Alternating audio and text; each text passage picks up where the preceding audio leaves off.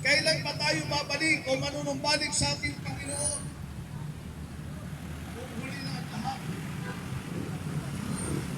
Napakaraming tao hanggang ngayon na sila ay naroon sa magulong pamumuhay. Babalik lamang ang tao sa Diyos kapag sila ay nakaratay na sa higaan ng karamdaman. Kung kailan sila ay manalpana ang kanilang kalagayan.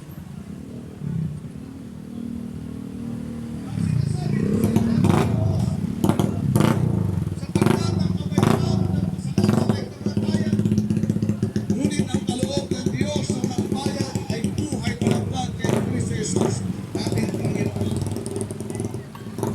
Ang tao na habang nabubuhay sa kasalanan, ito ay mayroong bunga. At ito ay mayroong consequence ng tao ay mapahamak. Kaya huwag tayo magpatuloy sa pagkakasala. Manumbalik tayo sa ating Panginoon dahil ngayon ang panahon ng Diyos ay naghahanap ng mga taong lalapit sa Kanya at magsisisi ng kanilang mga kasalanan. Kailangan lamang ng tao magsisi ng kanyang kasalanan,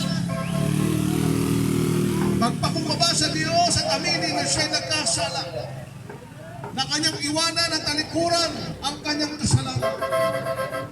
Hanggat ang tao hindi bumabalik sa Diyos, hanggat ang tao hindi nagpapakumbaba sa Diyos, hanggat ang tao hindi pinagsisisihan ang kanyang mga kasalanan, hindi niya mararanasan ang tunay na pagpapatawad ng ating Panginoon. Ayaw ng Diyos ang tao mapahamak. Ayaw ng Diyos ang tao ay mapariwara. Ayaw ng Diyos ang tao ay malugmok sa pagkakasala. Kaya binibigyan ng Diyos ang bawat tao, ang bawat sa atin ng pagkakataon na magsisi at manumbalik sa Kanya at talikuran ang ating mga kasalanan. Amen!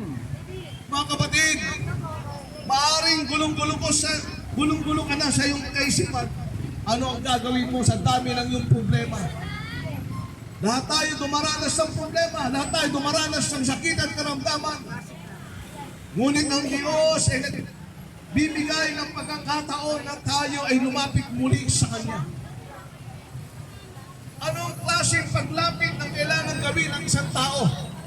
Na kailangan ng tao totoong paglapit, totoong pagsisisi, totoong pagpapakumbaba sa Diyos at pagsuko ng buhay sa Diyos.